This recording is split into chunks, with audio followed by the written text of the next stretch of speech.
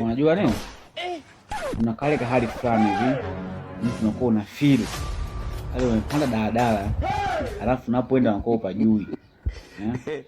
Sasa upo kwenye daladala, ukamuuliza ya mwenzako hapa jirani, namuulizaje, bwana mimi nashuka sehemu fulani. Afa anakujibu, usijali mimi nashuka hapo hapo. Unashuka utashuka wote. Usina wasiwasi. Wale ungona feel kama ushakuwa mwenyeji fulani, unakuta kama ndio unajua.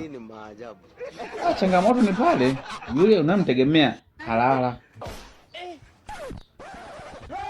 Inakuja ile akili akwambia, Konda atataja vituo.